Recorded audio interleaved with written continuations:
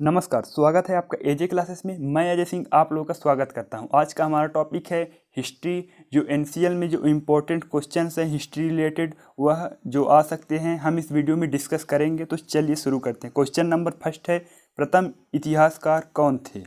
Option A है George label, B Herodotus, सी चाणक्य और D John Marshall. तो इसका राइट आंसर होगा ऑप्शन नंबर बी, हेरोडोट्स जो है तो प्रथम इतिहासकार थे। इन्हें इतिहास का पिता भी कहा जाता था क्योंकि इन्होंने इतिहास लिखना प्रारंभ किया था।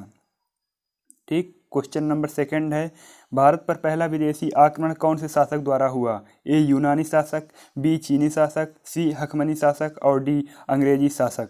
तो इसका राइट आंसर होगा ऑप्शन नंबर सी, हकमनी शासक द्वारा भारत पर आक्रमण किया गया था। पहली बार विदेशी आक्रमण जो था वह हकमनी वंश शासकों द्वारा हुआ था। और किसने किया था? तो साइरस सेकंड ने जो है तो भारत पर आक्रमण किया था, साइरस ने। और यह लेकिन विफल हो गए थे। कौन विफल हुआ था? Cyrus second. लेकिन आक्रमण पहला इसने ही किया था। और इसमें फिर इनके वंश डेरियस फर्स्ट ने 516 ईसा पूर्व भारत पर आक्रमण करने में सफलता प्राप्त की थी। क्वेश्चन नंबर थर्ड है, सिकंदर ने भारत पर किस रास्ते से आक्रमण किया? ए हिंदकुश पर्वत, बी दक्षिण भारत, सी कंचनजंगा पर्वत और डी चीन के रास्ते। तो इसका राइट आंसर होगा ऑप्शन नंबर ए, हिंदकुश पर्वत के रास्ते सिकंदर ने भारत पर आक्रमण किया था। और कब किया था? तो 326 ईसा पूर्व में इसने भारत पर आक्रमण किया था। और यह इतिहास का एकमात्र ऐसा पुरुष है जिसका जन्म और मरण और अंतिम संस्कार 3 अलग अलग देशों में हुआ था। यह इतिहास का एकमात्र ऐसा पुरुष है। तो इसका जन्म हुआ था यूनान में और इसकी मृत्यु जो हुई थी वह हुई थी बेबीलोनिया एशिया। और इसका जो अंतिम संस्कार है वह हुआ था सिकंदरिया अफ्रीका में हुआ था। और जन्म कहाँ हुआ था? मकदूनिया यूनान में। ठीक। क्वेश्चन नंबर 4 है, कितने सम्राटों के साथ द ग्रेट लगाया जाता है? ऑप्शन ए है 5, बी है 7 और सी है 4, डी है 3। तो इसका राइट आंसर होगा ऑप्शन नंबर डी, 3 शासकों या 3 सम्राटों के साथ द ग्रेट शब्द लगाया जाता है। कौन कौन से? Ashoka the great, Alexander the great और Akbar the great. Alexander the great मतलब सिकंदर द ग्रेट, उसका इंग्लिश नाम जो है तो अलेक्जेंडर है। ठीक। तो ये महान थे, इन्होंने अच्छे अच्छे काम किए, इसलिए इनके साथ द ग्रेट शब्द यूज होता है। क्वेश्चन नंबर 5 है, किस युद्ध के पश्चात सम्राट अशोक का हृदय परिवर्तन हुआ था? ए तराइन का युद्ध, बी सिंध का युद्ध, सी आर्यावर्त का युद्ध और डी कलिंग का युद्ध। तो इसका राइट आंसर है ऑप्शन नंबर डी, कलिंग के युद्ध के पश्चात जो है तो सम्राट अशोक का हृदय परिवर्तन हुआ था और वह किसी भी युद्ध में भाग न लेने का निर्णय कर लिए थे और बौद्ध धर्म अपनाए थे सम्राट अशोक। और 2 लाख सैनिक या 2 लाख आबादी की मृत्यु के पश्चात उनका हृदय परिवर्तन हुआ था कलिंग युद्ध में। ठीक। क्वेश्चन नंबर 6 है, महाजनपद की संख्या कितनी है? ए 12, बी 4, सी 16 और डी 18। तो इसका राइट आंसर है सी 16 महाजनपद है। इतिहास में 16 महाजनपदों का उल्लेख है। क्वेश्चन नंबर 7 है, अशोक के अभिलेखों को सर्वप्रथम पढ़ने में सफलता किसने प्राप्त की थी? A James Prinsep, B Lord Canning और C John Marshall, D Lord Morley. तो इसका राइट आंसर होगा ए, जेम्स प्रिंसेप ने अशोक के अभिलेखों को सर्वप्रथम पढ़ने में सफलता प्राप्त की थी। अब यहाँ पे बात आ रही है अशोक के अभिलेख, तो ये कौन सी लिपि में थे? तो यह ब्राह्मी लिपि में थे। अशोक के अभिलेख किस लिपि में थे? ब्राह्मी लिपि में थे। ठीक। और किसने प्राप्त की थी? जेम्स प्रिंसेप ने सर्वप्रथम पहली बार पढ़ा था। क्वेश्चन नंबर 8 है, राजतरंगिणी की रचना किसने की थी? ए आर्यभट्ट, बी नागभट्ट, सी कल्हड़ और डी चाणक्य। तो इसका राइट आंसर है ऑप्शन सी, कल्हड़ ने राजतरंगिणी की रचना की थी। क्वेश्चन नंबर 9 है, सिकंदर के गुरु का नाम क्या था? ए चाणक्य, बी अरस्तु और सी मकदूनिया और डी डेरियस। तो इसका राइट आंसर है ऑप्शन नंबर बी, अरस्तु था सिकंदर के गुरु के नाम। क्वेश्चन नंबर 10 है, मौर्य वंश के संस्थापक कौन थे? ए अशोक, बी बिंदुसार, सी चंद्रगुप्त और डी बिंबिसार। तो इसका राइट आंसर है ऑप्शन नंबर सी, चंद्रगुप्त जो है तो मौर्य वंश के संस्थापक थे।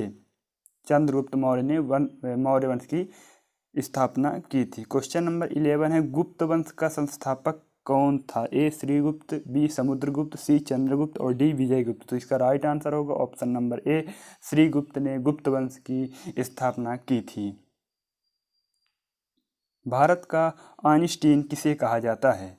ए आर्यभट्ट, बी वराहमिहिर, सी नागभट्ट और डी नागार्जुन। तो इसका राइट आंसर होगा ऑप्शन नंबर डी, नागार्जुन को भारत का आइंस्टीन कहा जाता है। क्वेश्चन नंबर 13 है, चीनी यात्री फाहियान भारत किसके शासन में आया था? ए कनिष्क, बी श्रीगुप्त, सी समुद्रगुप्त और डी चंद्रगुप्त टू। तो इसका राइट आंसर जो है वह है डी चंद्रगुप्त टू, और यह गुप्त वंश के 5वें शासक थे चंद्रगुप्त टू। इनके काल में चीनी यात्री फाहियान भारत आया था।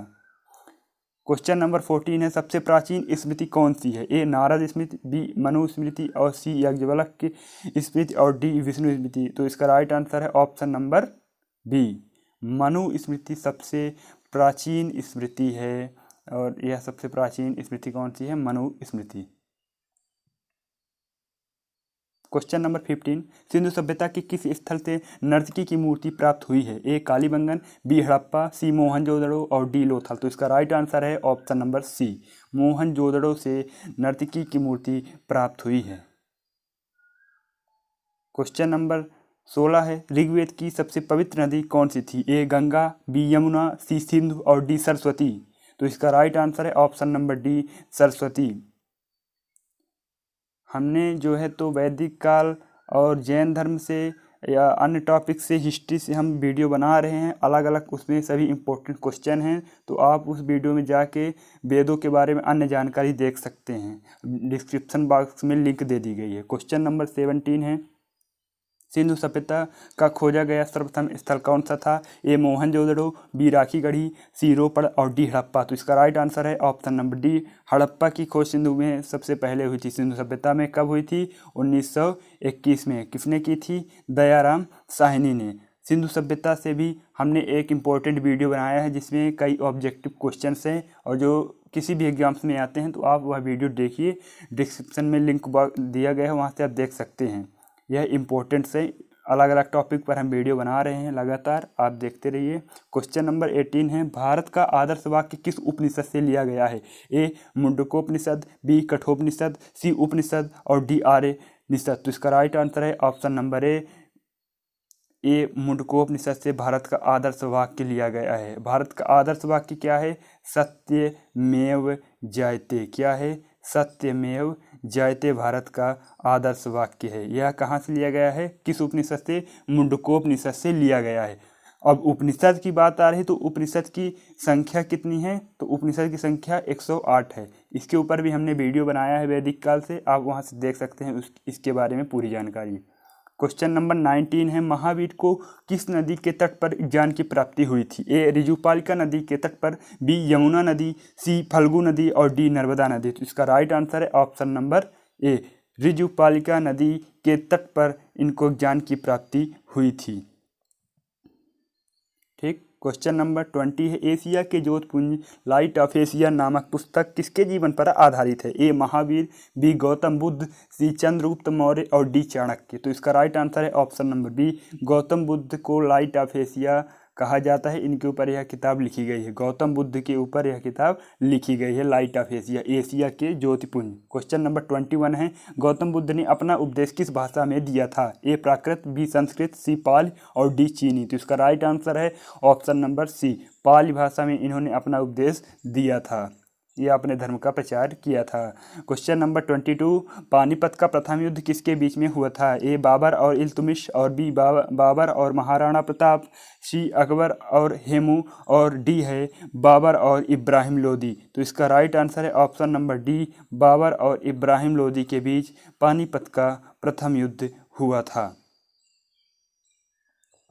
क्वेश्चन नंबर 23 है, तराइन का प्रथम युद्ध किसके बीच हुआ था? ए महाराणा प्रताप और अकबर, बी पृथ्वीराज चौहान और मोहम्मद गौरी, सी बाबर और मोहम्मद गौरी और डी हुमायूं और इब्राहिम लोदी। तो इसका राइट आंसर होगा option number B, Prithviraj Chauhan और मोहम्मद गौरी के बीच तराइन का प्रथम युद्ध हुआ था, जिसमें पृथ्वीराज चौहान की विजय हुई थी और द्वितीय युद्ध में पृथ्वीराज चौहान की पराजय हुई थी।